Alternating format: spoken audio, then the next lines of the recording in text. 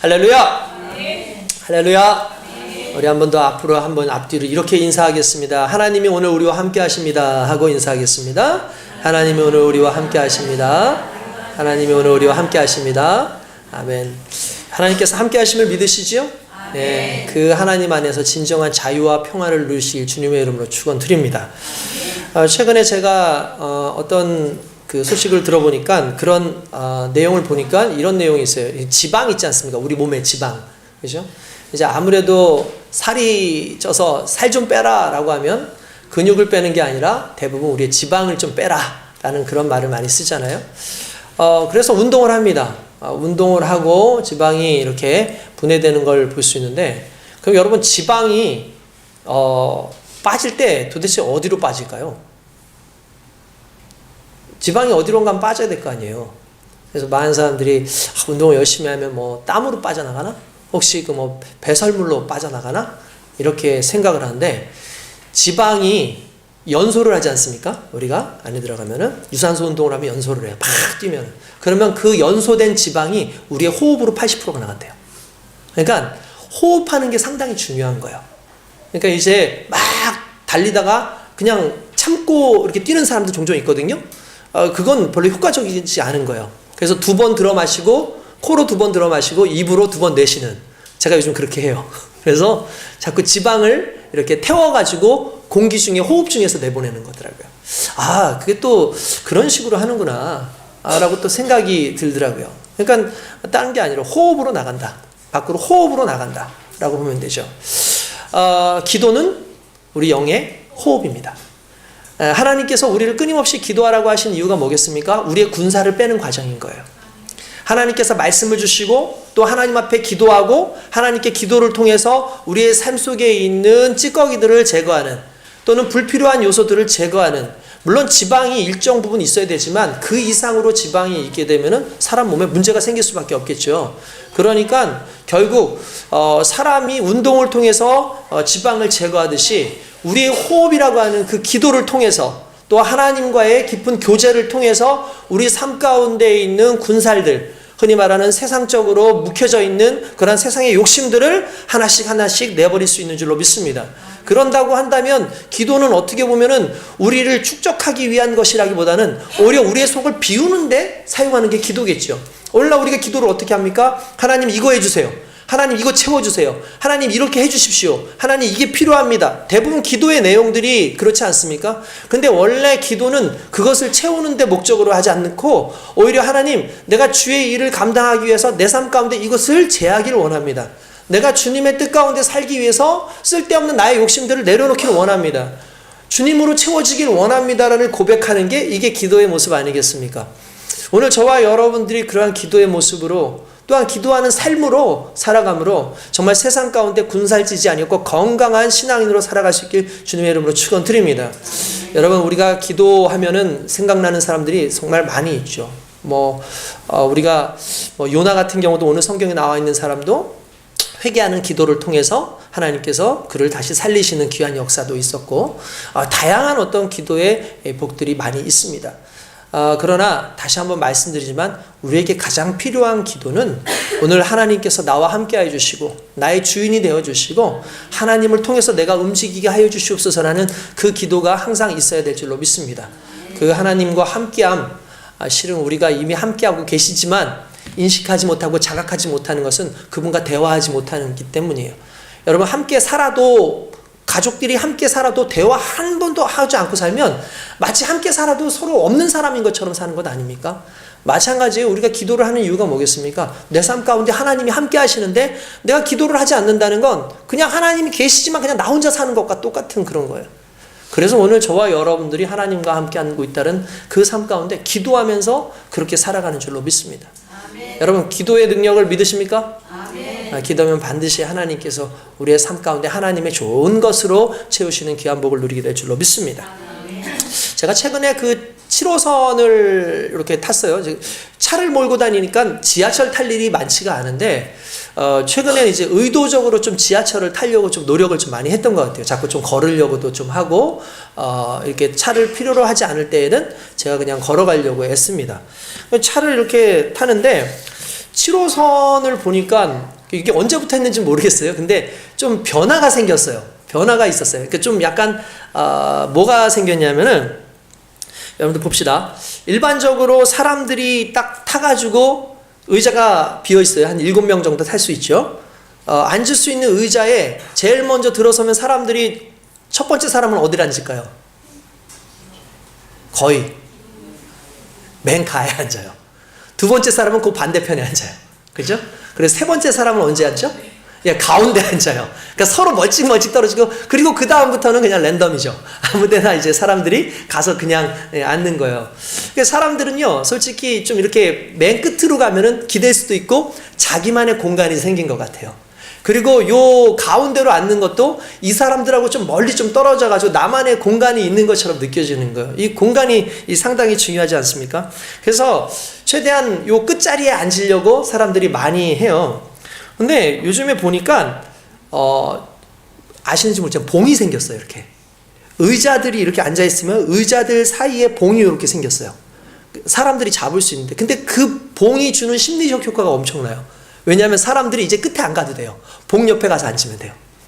봉 옆에만 앉아도 실제로 뭐 칸막이가 있는 게 아닌데도 그 봉 하나가 경계를 만들어 주는 거예요. 그래서 그냥 앉아있고 옆에 있는 사람하고 상관없이 그 봉 하나로 내가 내 자리를 느낀 지금 차지한 것 같은 그런 느낌을 갖게 되더라고요. 그래서 제가 그걸 보면서 여기 참 잘 만들었다. 오늘 현대인들이 어떻게 보면 참 자기만의 공간을 원하는데 이 봉 하나가 있어가지고 자기의 영역을 딱 이렇게 세울 수 있다는 건 참 좋은 것 같다라는 그런 생각이 들었습니다. 그러니까 별것 아니지만 편안함과 좀 안정감이 그 봉 이렇게 두 개를 통해 가지고 이제 오는 것을 느낄 수가 있었어요. 사람들은 자신이 어떤 그 자신만의 구역이나 자신만의 공간이 필요합니다. 그때 힐링이 돼요, 실제로. 그래서 어떤 일정한 공간 속에 있기를 원하고 그 공간 속에 있을 때에만 솔직히 마음의 평안이 오죠. 여러분들 개방된 곳에 엄청 넓은 공간에 덩그러니 혼자 있다고 생각해 보십시오. 엄청 부담스럽지 않습니까? 여러분들 만약 보세요. 지금 여러분들이 여기에서 좀 평안함을 느끼는 이유가 있습니다. 뭐냐면 성도들이 옆에 딱딱딱딱딱 붙어 있죠. 그죠? 근데 만약에 여러분 성도들이 쫙 없고 여기 한 사람, 두 사람만 딱 앉아있거든요. 이 두 사람은 엄청나게 부담스럽습니다. 왜냐하면 목사님의 모든 눈길을 다 받아야 되는 상황이에요. 그러니까 여러분들 상당히 부담스러워요. 그러니까 여러분들 보세요. 이게 담임 목사님이 상당히 부담스러운 자리인 거 아시죠? 여러분들 다 앉아있지만 나 혼자서 여러분들 모든 눈총을 받고 있어요, 지금. 이 자리가 상당히 부담스러운 자리입니다. 그나마 감사한 건 이거 내가 이렇게 손 올릴 수 있어가지고 얼마나 감사한지 모르죠. 어쨌든 간에 자신만의 그 공간이 있을 때 안정감이 와요. 현대 사회에는 정말 어떤 자신만의 공간에 숨어있고 싶은 사람들이 정말 많습니다. 그래서 그러다 보니까 많은 만남을 갖는 것보다 혼밥하고 혼자만의 시간을 갖고 뭐 이런 삶을 좀 살죠. 심지어 이제 1인 가정도 예전에 비해서 많이 늘어났다는 거예요. 심지어 가족들도 내게는 불편한 존재들이 되는 거죠.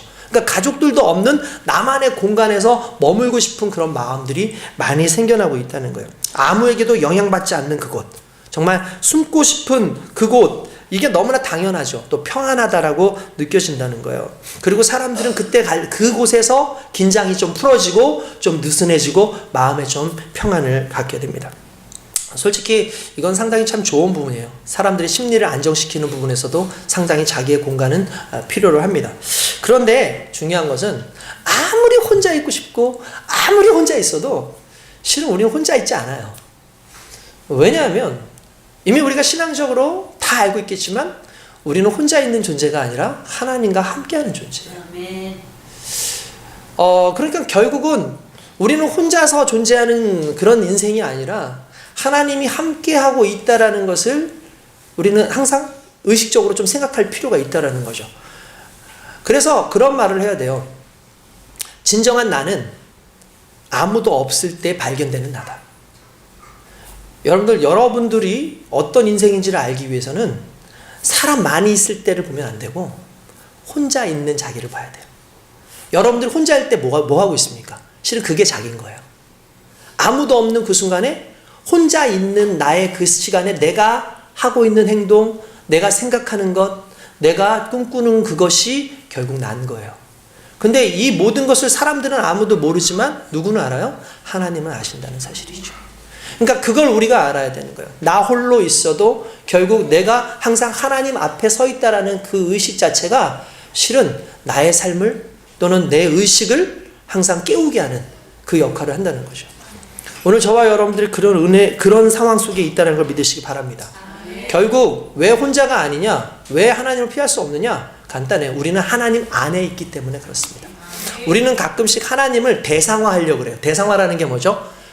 객체화하려고. 객체화. 그러니까 나하고 다른 분으로 놓고 이렇게 조사하고 대면하고 이렇게 보려죠. 여러분들 실제로 한 사람 한 사람 다 대상화되어 있잖아요. 그죠?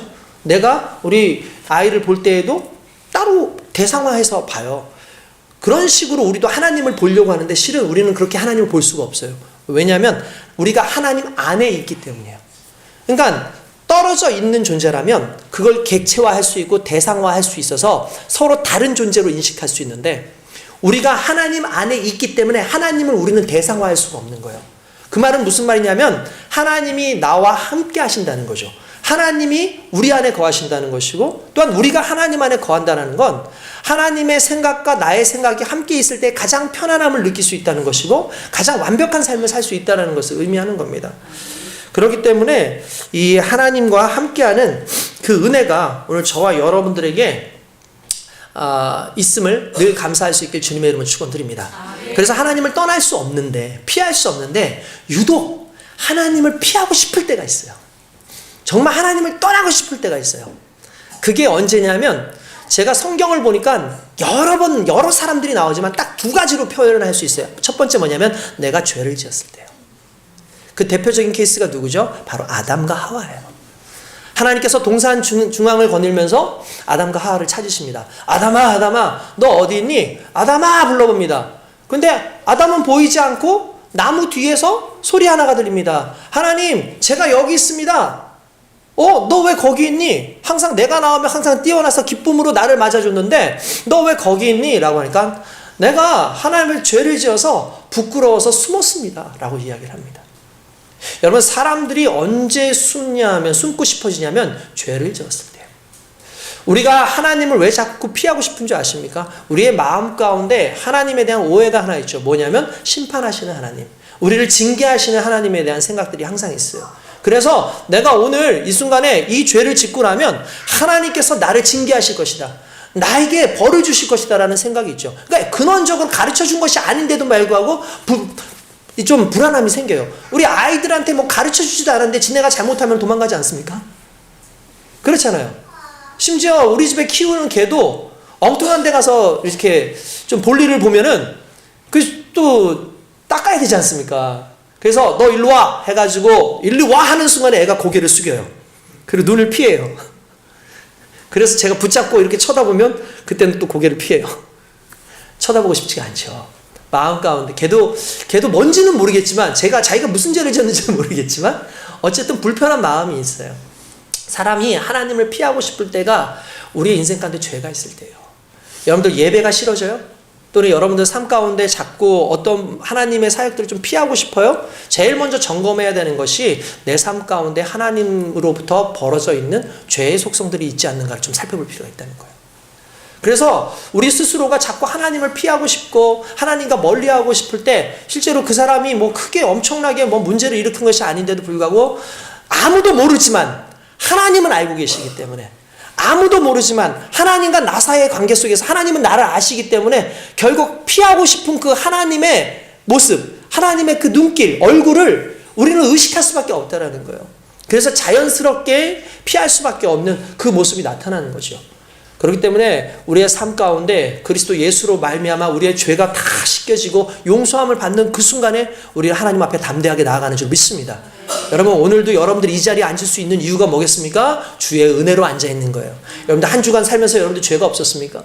여러분들 한 주간 살면서 여러분들 부족함이 없었습니까? 여러분들 한 주간 살면서 여러분들 나름대로 마음 가운데 욕망이 없었습니까? 다 있었죠. 그럼에도 불구하고 오직 그리스도 예수께서 나를 불쌍히 여기시고 나를 붙잡아 주신다라는 그 믿음 하나 가지고 우리는 오늘 이 자리에 나오는 것 아니겠습니까?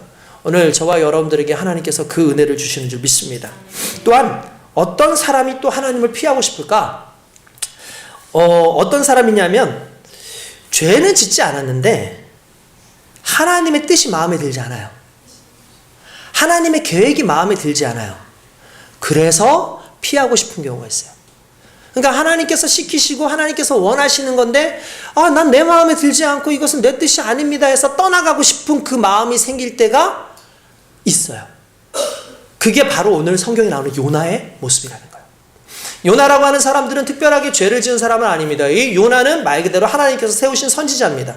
그리고 요나가 있었던 그 시기는 어떤 시기였냐면 우리가 잘 알고 있는 북이스라엘이 한참 뭔가 좀 이렇게 잘 나가고 있었는데 그 잘 나가는 그 시기에 그 옆에 나라도 상당히 잘 나갔는데 그 나라가 우리가 잘 알고 있는 아시리아라고 하는 나라예요.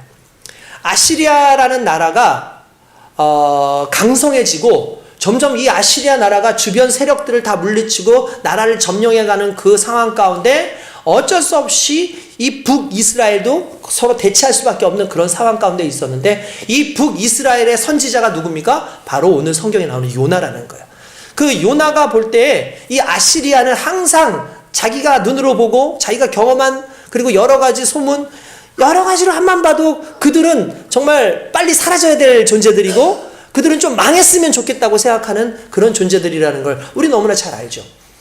그런데 하나님께서 갑자기 요나를 부르십니다. 그리고 이렇게 얘기하십니다. 요나에게 뭐라고 얘기했냐면 요나야 네가 저 아시리아 수도 니느웨에 갔다면서 지금부터 환란이 있을 거라고 심판이 있을 거라고 이야기해라. 그리고 그것을 이야기하고 나면 그들이 회개해서 돌아오면 어쩔 수 없지만 그러나 회개하지 않으면 내가 그들을 멸망시키겠다. 어떤 나름대로 이런 메시지를 주신 거예요. 그런데 이 요나는 그 자체가 싫은 거예요. 왜냐하면은 아니 자기가 속해 있는 이 나라가 부국강병의 좀 나라로 좀 서야 되는데 우리를 늘 진짜 호시탐탐 노리고 있는 그들 이 니느웨가 상당히 꼴보기 싫거든요. 그러니까 어떻게든 이 상황을 벗어나고 싶었던 거예요. 근데 여러분 여기에는 큰 뜻이 있습니다. 원래 실은 이것은 그냥 니느웨를 위해서 그냥 하신 말씀이 아니라 실은 이스라엘을 겨냥한 말씀이에요. 왜냐하면 보십시오. 니느웨는 이방인이죠. 나중에 이 상황을 얘기하기 전에 나중에 그들이 하나님의 말씀을 듣고 회개합니까? 안 합니까? 회개합니다. 니느웨가 망했습니까? 안 망했습니까? 망하지 않았습니다. 근데 북이스라엘은 망합니다. 이방인인 니느웨도 하나님의 말씀을 듣고 회개했는데 하나님의 자녀라고 하는 이 이스라엘 백성들이 하나님의 말씀을 듣지 않고 세상 속에서 살아가고 있는 우상을 섬기며 살아가고 있는 그 모습을 실은 이 요나를 통해서 아주 묘하게 지금 얘기해주고 있는 거예요. 이건 엄청난 그런 사건이라고 볼 수가 있는 거죠. 근데 어쨌든 간에 이 요나는 떠나갑니다. 확 도망을 가요. 우리가 잘 아는 다시스라고 하는 곳으로 가기 위해서 요빠라고 하는 항구로 갑니다. 실은 요빠에서 하맛이라고 하는 곳으로 살짝만 올라가면 거기가 니느웨로 가는 길이거든요. 바로 몇 킬로 안 돼요. 몇십 킬로 안 돼요. 근데 다시스가 어디냐면 지중해 있죠. 지중해 있으면 다시스가 어디냐면 스페인 끝이에요. 스페인 쪽. 당시에 이스라엘 사람들이 생각하는 지구의 끝이 스페인이었어요. 지구의 끝이 스페인이었어요. 그러니까 이 땅의 끝이 스페인이었는데 스페인으로 도망가기 위해서 온 게 바로 이 요나가 도망가는 상황이었어요. 다시스로 가기 위해서. 그래서 요빠에 보니까 다시스로 가는 배가 있어. 그걸 딱 타죠. 그리고 나서 그 배를 타고 떠나는 그 순간에 갑자기 중간에 무슨 일이 생깁니까? 엄청난 폭풍이 막 밀려오기 시작하는 거야. 막 태풍이 막 불러오더니 결국 배가 막 자초하게 생겼습니다. 그러니까 우리가 잘 아는 대로 이 사람들이 다 그냥 자기의 신들을 부르면서 왜냐면 수많은 사람들이 있잖아요. 그 지중해를 떠나가지고 다시스로 가는 거니까 여기에는 이스라엘 사람들만 존재하는 게 아니에요. 수나라의 사람들이 다 있다 보니까 거기에 타가지고 막 이렇게 배가 가야 되는 그 상황 속에서 다시스로 가는 그 배에 이 사람들이 다 지금 물에 빠져 죽게 생겼으니까 자기 신들을 부르고 막 하는데 요나는 피곤했는지 맨 그 바닥에 내려가서 거기서 숨어서 심지어 하나님을 숨어서 거기서 잠을 자고 있는 거예요. 그러니까 여러분들 이 모습이 참 어떻게 보면 참 안타깝죠. 성경에는 그렇게 나와요. 3절에 보니까 이렇게 나옵니다. 요나가 여호와의 얼굴을 피하려고 라는 말이 나와요. 하나님의 얼굴을 피하려고. 근데 이유는 뭐라고요? 내 뜻에 안 맞아요. 하나님의 계획이 마음에 들지 않아요. 그런데 그것을 따르지 않으면 문제가 생길 것 같아서 하나님을 피해서 도망가는 그 상황이 바로 이 상황이었고, 하나님께서는 이 상황 속에서도 요나에게 새롭게 기회를 주기 위해서 풍랑을 일으키십니다. 풍랑 가운데 죽어가는 그 가운데 이 요나가 사람들 앞에서 이게 무슨 일인가 싶어서 이렇게 놀래고 있는데, 제비를 뽑아서 분명히 이 중에 한 사람이 제비를 뽑아야 되는 이유가, 제비에 뽑힌 그 사람은 분명히 큰 죄를 짓고 도망가는 사람일 것이다 해가지고 제비를 뽑는 그 중에 누가 걸렸어요? 정확하게 요나가 걸려요. 너 도대체 어디 사람이고 무슨 죄를 졌길래 이런 상황이 발생했냐? 라고 물어보니까 요나가 실은 나는 히브리 사람이고 하나님께서 분명히 나에게 벌을 주시기 위해서 지금 이 배가 함께 고난을 당하고 있는 것이다. 나를 바다에 던지면 된다라고 얘기했는데 사람들이 바다에 던지지 않아요. 그리고 어떻게 하죠? 배를 어떻게든 육지 쪽으로 가려고 해요. 솔직히 여기에는 좀 숨겨진 이야기가 있겠죠. 왜 사람들은 요나가 그렇게 얘기했음에도 바다에다 던지지 않았을까? 왜냐하면 요나의 하나님을 믿지 않는 거예요. 이 모든 풍랑이 일어나는 것이 요나가 섬기는 여호와 하나님이 계획하신 일이라고 믿지 않는 거예요. 왜냐하면 자기들도 신을 믿잖아요. 자기들도 신을 믿잖아요. 그러니까 나름대로 저항해 보는 거죠. 어떻게든지 한번 하려고 하는 거죠. 근데 가려고 하면은 가려고 할수록 더 고난이 오고 더 풍랑이 세지니까 순간적으로 사람들이 야 이거는 진짜 말 그대로 저 사람이 말한 대로 정말 살아계신 하나님 여호와 하나님께서 만드신 일이구나 두려움을 갖기 시작했어요. 그리고 그 요나를 결국은 바닷속에 집어넣습니다. 그리고 나니 갑자기 바다가 잠잠해졌다라는 내용이 오늘 우리가 읽은 내용입니다. 여러분 이 요나의 이야기는 우리가 너무나 잘 알기 때문에 솔직히 제가 이렇게 얘기를 하고 있으면 너무나 일상적으로 듣는 말씀이라서 그냥 졸 수밖에 없는 나 알고 있는 내용인데 이렇게 말할 수밖에 없는 내용인 걸 저도 잘 알아요. 그렇지만 오늘 우리가 지금 본 이 요나의 이 이야기 속에서 요나의 가슴을 생각해 봐야 될 필요가 있다는 거예요. 요나가 왜 그랬을까? 요나는 도대체 어떤 정신이길래 어떤 마음이기 때문에 그랬을까? 요나는 여러분들 보시면 알겠지만 불순종합니다. 나중에 어떻게 됐을까요? 물에 빠졌어요. 근데 하나님께서 요나를 큰 물고기가 삼키게 합니다. 근데 그 물고기가 뭔지는 모르겠어요. 어떤 사람들은 뭐 고래다라고 얘기를 합니다. 근데 원래 지중해는 고래가 살지 않아요. 지중해는 고래가 살지 않아요. 지중해는 고래가 들어올 수 없는 이유가 뭐냐면 왜 스페인으로 넣어서 다시스로 가려고 하냐면 실은 다시스로 가기 위해서는 그 아프리카 대륙과 만나는 어떤 그 지점인데 그 지점에 아주 조그만 관문이 있어요. 그 관문을 통과해서 이렇게 다시스로 가야 돼요. 완전히 그 지중해를 벗어나는 거거든요. 그러니까 그 길로 이렇게 가야 되기 때문에 그 길로 가면 하나님을 피할 수 있다고 실은 생각해서 요나가 글로 가는 건데 솔직히 그 통로가 너무 좁기 때문에 그곳으로 고래가 들어온다든지 이런 게 쉽지가 않아요. 그러니까 큰 물고기가 뭔지는 모르겠어요. 그냥 성경에 큰 물고기란 돼 있으니까 이게 고래였는지 아니면 다른 것인지는 전혀 모르겠습니다. 근데 어쨌든 중요한 건 하나님께서는 이 요나를 위해서 큰 물고기를 준비하셨고 그 큰 물고기가 요나를 삼킵니다. 요나가 그 큰 물고기의 뱃속에서 3일 동안 기도하죠. 그리고 자기가 표현하기를 난 지금 지옥에 들어와 있다. 나는 지금 스올 속에 들어와 있다. 하나님 앞에 회개의 기도를 합니다. 자신의 불순종에 대한 회개의 기도를 하죠. 우리 너무나 잘 아는 말씀 아닙니까? 그 기도가 다 끝나고 주여 이제 나를 써주시옵소서 하는 그 순간에 하나님께서 그를 육지로 물고기를 통해서 올려보냅니다. 아마 제가 보기에는 아마 하마 쪽에서 내리게 하시지 않았을까 싶습니다. 왜냐하면 니느웨가 가까우니까. 그리고 나서 다시 명령하십니다. 너한테 다시 이야기해 줄게. 3장에 보면은 그 내용이 나와요. 지금 너는 가서 니느웨 사람들한테 회개하라고 외쳐라. 회개하라고 외쳐라. 비록 이 요나가 하나님께 회개하고 나와가지고 새로운 사명을 얻었지만 여전히 변하지 않는 자신의 마음은 뭐였어요? 이 사람들이 싫은 거예요. 이 사람들이 너무나 싫은 거예요. 그래서 이 싫은 마음을 통해서 그가 사역을 한다는 것 자체가 정말 힘든 상황 아니겠습니까? 마음에 내키지 않으니까. 그런데 나가요. 대충 합니다. 어떻게 대충 하는지 아십니까? 니느웨 성을 한 바퀴 도는데 걸리는 시간이 며칠일까요? 성경에 보니까 3일이라고 되어 있어요. 3일. 3일 동안 돌 수 있게끔 되어 있어요. 근데 이 요나가 며칠을 했게요? 하루 돌았어요. 하루 딱 증거하고 이제 이 사람들이 멸망하나 보자 해가지고 저 언덕 꼭대기 올라가지고 언제 망하는지 이렇게 쳐다보고 있어요. 그런데 안 망해요. 오히려 어떤 일들이 일어나느냐? 그곳에서 12만 명이나 되는 사람들이 옷을 베옷을 입고 왕도 베옷을 입고 회개하면서 죄를 날리면서 자신들이 회개를 하는 거예요. 오히려 멸망하는 게 아니라 오히려 하나님께서 그들에게 은혜를 주셨다는 거죠. 그러니까 솔직히 어떻게 보면은 요나는 영혼에 대한 관심이 없어요. 그냥 대충 전하는 거예요. 그냥 마지못해서 그냥 하는 거예요.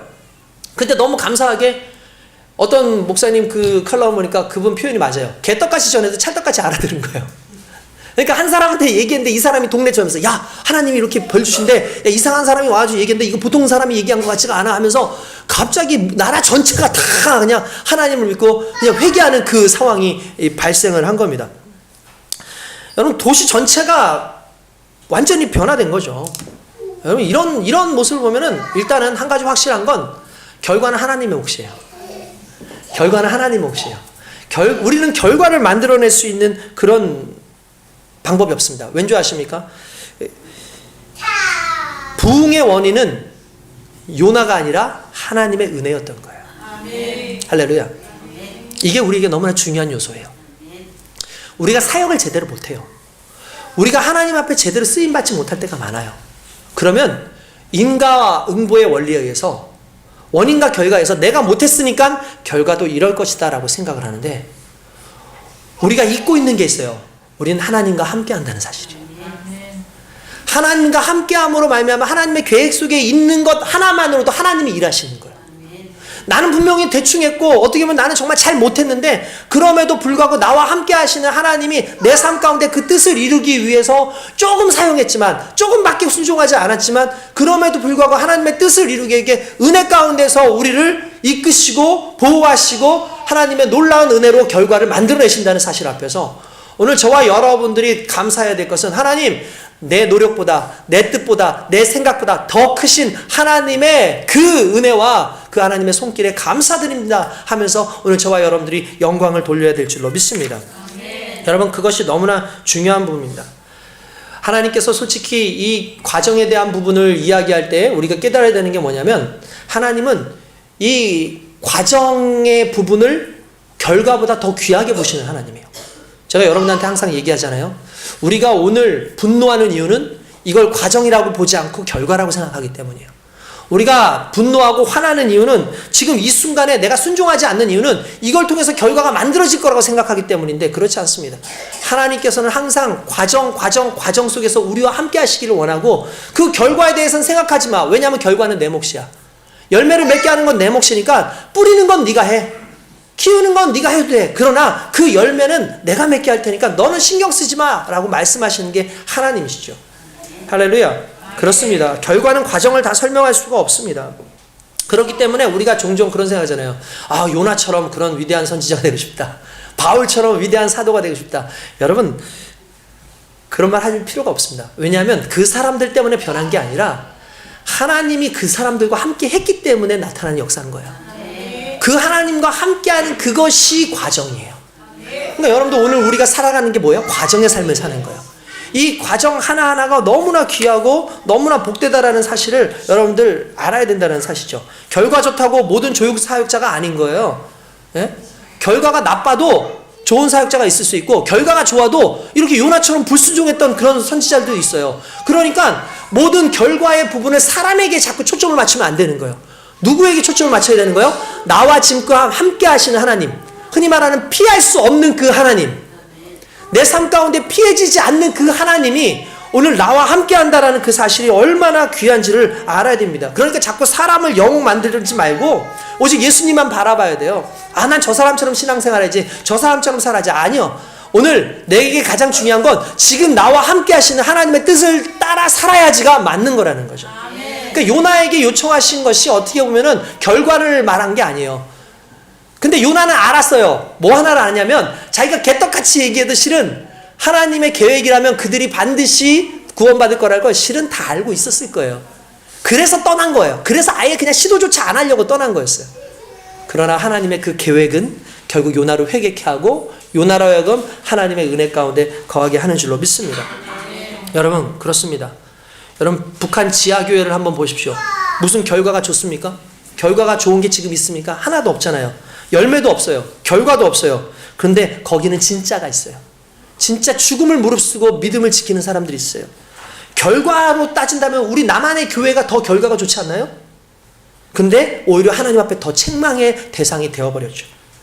하나님은 결과를 보시는 분이 아니라 우리의 헌신과 눈물을 보시는 분이고, 하나님은 결과에 축복하시는 분이 아니라 그 과정 속에서 살아있는 우리의 모습을 하나님께서는 보기를 원하신다는 사실이죠. 그러면 이걸 따지고 봤을 때에, 그러면 우리가 방금 전에 봤던 그 요나는 도대체 어떤 마음으로 사역을 했을까를 생각해 보자는 거죠. 그럼 이런 거예요. 간단해요. 요나의 가슴은 하나님의 가슴이 아니었던 거예요. 요나는 종으로 일한 거예요. 요나는 하나님의 아들로 일한 것이 아니라 종으로 일한 거예요. 그러니까 중요한 건 무슨 말이냐면, 요나의 가슴에는 하나님이 없어요. 사역자지만 하나님의 가슴이 없으면 그냥 종처럼 일하는 거예요. 무슨 말이냐? 기계적으로 일한다고요. 여러분, 주님 앞에서 살아가는 우리의 모습들이 그냥 종처럼 어쩔 수 없이 기계적으로 사역을 하고 있다면, 여러분들이 그렇게 살아가고 있다면 그 이유는 간단합니다. 내가 하나님 아들로서 하나님의 가슴이 없는 거예요. 그렇기 때문에 종처럼 살아갈 수밖에 없는 그 안타까움이 있다라는 걸 좀 깨달을 필요가 있다라는 거죠. 여러분들 그렇게 생각하십니까?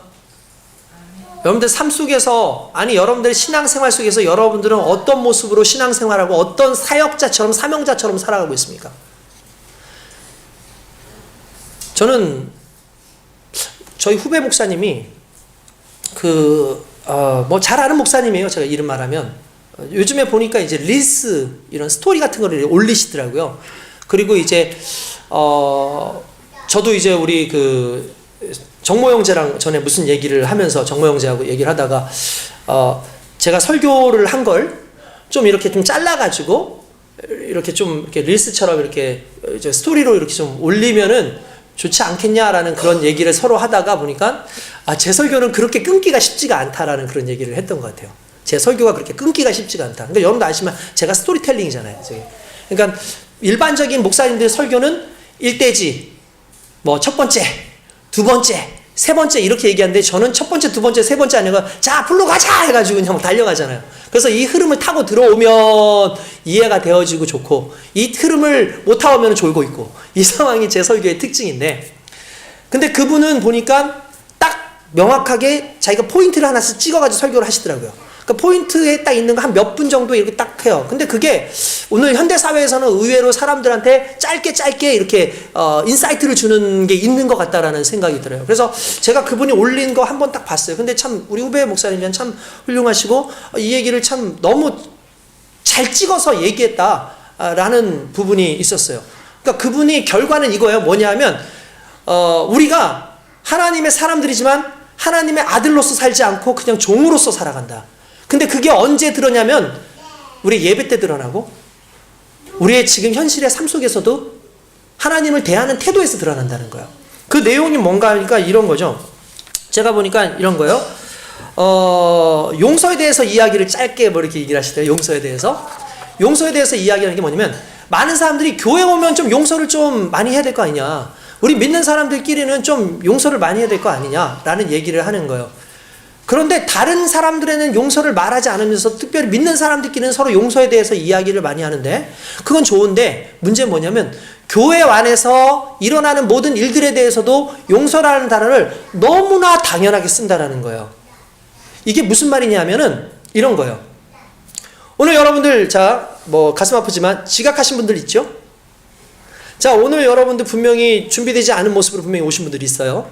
자, 그러면 여러분들이 이걸 우리 이렇게 얘기하죠. 제가 만약에 여러분들은 막 이야기하면, 목사님 좀 피곤해서 그럴 수도 있죠. 목사님 좀 힘들 수도 있죠. 좀 용서해 주시고 좀 이해해 주시고 하셔야죠 라고 얘기할 수 있다라는 거예요. 근데 여러분 봅시다. 이걸 여러분들의 직장에서 똑같이 하면 어떻게 될까요? 해고당하겠죠. 근데 직장에서는 용서해달라는 말을 하지 않아요. 왜냐하면 애써서 가요. 늦기 전에 가요. 열심히 준비해요. 최선을 다해서 준비해요. 근데 교회 와서는 용서해달라 그래요.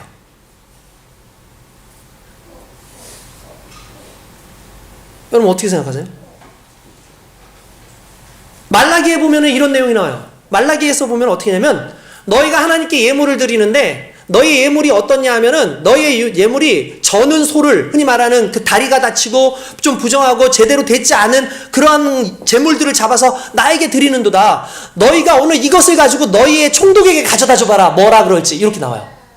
그 말은 무슨 말이냐면 세상의 사람들은 보이니까 무섭고 그렇게 하면 안 된다라는 생각과 의식이 있어가지고 그냥 가요. 왜냐하면 보는 사람이 있으니까, 상사가 있으니까. 근데 하나님을 믿는 이 안에서는 그렇게 하지 않는다는 거예요. 그러니까 어떻게 보면 우리는 하나님보다 세상의 사람을 더 두려워하는 거예요. 하나님보다 세상의 직장이 더 좋아요. 더 그곳이 나를 더 확실하게 이끌어줄 거라고 생각을 한다는 거죠. 여러분도 한번 보십시오. 정말 여러분들이 지금 교회 안에서 하는 이 행동대로 여러분들의 직장에서 하고 있습니까? 그게 문제인 거예요. 그러니까 여러분들 적어도 직장에서 하는 것만큼 교회에 와서 한다고만 해도 아마 여러분들 1등 신자일 겁니다. 그런데 여러분들이 그렇게 살지 않는다는 거예요. 그러면서 항상 이걸 얘기하죠. 아이, 교회 오면 좀 평안하게 얘기해 주시면 되죠. 교회 오면은 교회는 평안하라고 오는 곳이 아닙니다, 실은. 착각하면 안 돼요. 많은 사람들이 종교를 갖는 마음의 평안을 갖고 싶어서 라고 얘기하는데 그렇지 않습니다.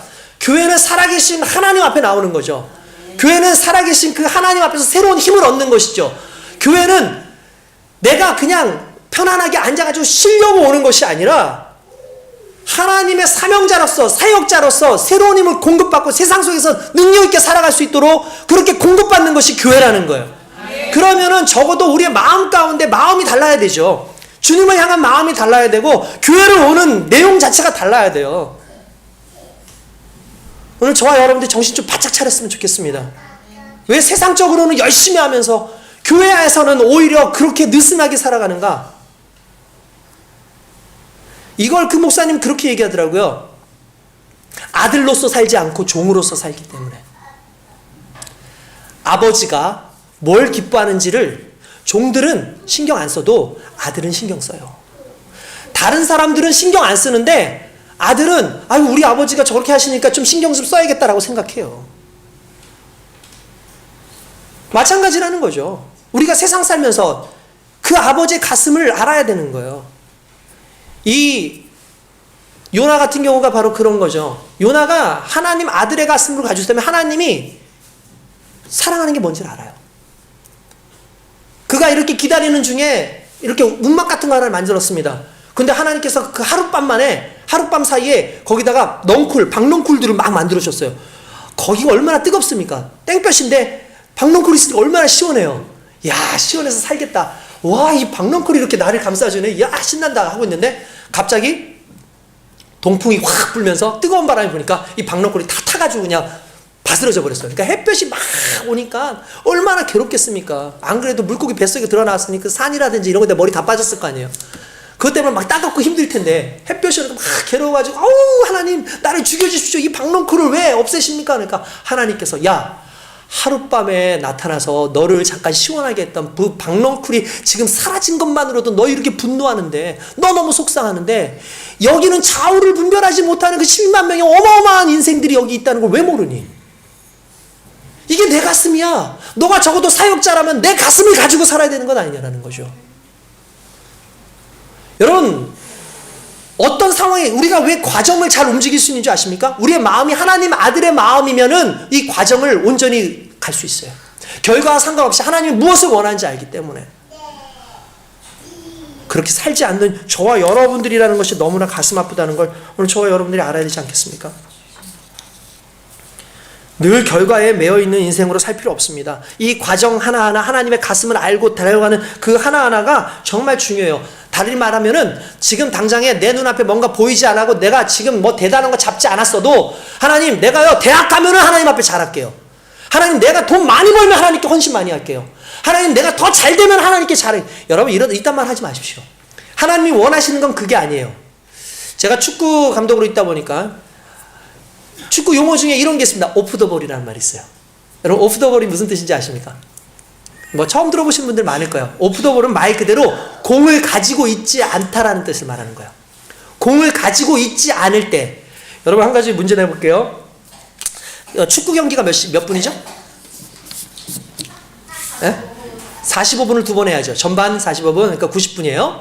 그런데 만약에 잘 안 되면은, 동점이 될 경우에는 이제 단기간에 끝내야 되는 건 30분을 연장을 더 해요. 그럼 120분을 뛰어요. 사람이 120분을 뛰는 걸 떠나서 90분을 뛰기 전에 한 70분만 돼도 사람은 이미 탈진해 있어요. 어느 정도. 그 다음부터는 정신력으로 뛰는 거예요. 선수들이. 그러니까 실은 그때에 골이 많이 나와요. 그 기간에. 그 남은 그쪽 시간에. 그래서 그 상황이 있는데, 그러면 120분이라고 세봅시다. 아니 그냥 90분이라고 그냥 할게요. 90분에 한 사람당 공을 잡고 볼을 소유하는 시간이 얼마나 될까요? 90분 중에서 몇 분 정도를 한 사람이 볼을 소유할까요? 3분. 3분이요, 3분. 어떤 사람은 3분이 안 되는 1분만 해도 끝나는 사람도 있어요. 공을 내가 혼자 다 가지고 있지 못해요. 패스를 하죠. 공 왔어요? 패스해요. 1초, 2초, 패스. 좀 몰고 가요. 엄청 많이 몰고 갔죠. 실은 10초 이내에 몰고 갔다 또 줘요. 그러니까 그런 식으로 내게 오는 공이 3분이에요. 그러면 여러분 생각해 봅시다. 3분 동안 내게 공이 와서 기회를 만들어야 되는데 만들기가 쉽지 않죠. 그러면 많은 사람들은 이 3분을 집중하겠지만 실은 많은 사람들, 감독들은 뭘 생각하냐면 87분을 생각해요. 87분 동안 과연 이 사람은 무엇을 해야 되냐는 거죠. 그래서 오프 더 볼 상황이 실제로 그 사람인 거예요. 공을 잡고 있는 그 순간이 아니라 공이 없는 순간에 미리 공이 갈 것을, 수비수 같은 경우는 미리 이 사람한테 공이 갈 것 같다면 그걸 차단하기 위해서 그 앞에 달려가요. 이 사람을 막기 위해서 막 움직여요. 그리고 뭐 손흥민 이런 사람들 같은 경우는 어떻게 합니까? 공이 이쪽으로 갈 거를 이제 이쪽으로 올 거라고 생각할 거 아닙니까? 그러니까 계속 움직이는 거예요. 그러다가 빈틈이 있으면은 저쪽 사람이 잡았다 그냥 이쪽으로 뛰어들어가요. 그러면 공이 없는 순간에 움직이는 그 사람이 결국 결과를 만들어내는 거예요. 그러니까 여러분, 이게 우리의 삶과 똑같아요. 여러분, 우리는요 항상 좋을 수 없어요. 항상 기회가 오는 게 아니에요. 근데 87분에 오프 더 볼 상황에서 사람들이 그 결과를 만들어내는 것 같이 우리의 인생이 지금 당장에 눈에 보이지 않고 잡히지 않는, 정말 이것만 있으면 될 것 같다라고 생각하는 그 짧은 순간이 아니라, 그게 없는 그 순간에 우리가 하나님의 아들의 마음으로, 하나님 자녀의 마음으로 세상을 살아가면서 하나하나 해가는 그 순간에 결국 결과가 생기는 것이고, 결국 그것을 통해서 내가 위대한 인생이 될 수 있는 겁니다. 이번에 보니까 손흥민 선수 어떤 경기를 했어요. 경기를 했는데 이 친구가 골을 못 넣었어요. 골을 못 넣었는데도 대서특필이 나오는 게 뭐냐면 손흥민이 했다. 손흥민이 했다. 아니 지가 골도 못 넣었는데 왜 했다라는 말이 나오냐. 손흥민이 달려가잖아요. 그럼 수비수가 2-3명이 붙어요. 얘한테, 이 친구한테. 그러면 그만큼 비는 거죠. 손흥민이 그냥 있지 않아요. 막 올려요. 이 골키퍼가 공을 잡았는데 손흥민이 막 달려가니까 골키퍼가 주려고 하는데 급해지니까 함부로 주다가 그게 빌미를 줘가지고 거기서 골이 나왔어요. 그러니까 무슨 말이냐면, 내가 가지고 있지 않지만, 내가 지금 소유하고 있지 않지만, 소유하고 있지 않는 그 87분의 오프 더 볼 상황 속에서 결국 그게 내가 누구냐에 따라서 그 삶이 달라지는 거예요. 하나님이 보시지 않는다고요? 아니 사람들이 얘기하지 않는다고요? 누가 얘기하지 보이지 않는 아무도 없는 그때 내가 결국 하나님 앞에 나은 거예요. 요나가 그 가슴이 없었던 거예요. 그렇다고 우리는 하나님을 피할 수 있습니까? 피할 수 없습니다. 그렇다면 어떻게 됩니까? 그 가슴을 가지고 하나님 무엇을 기뻐하는지를 깊이 생각하고 살아가는 데 정체성을 다시 한번 발견해야죠.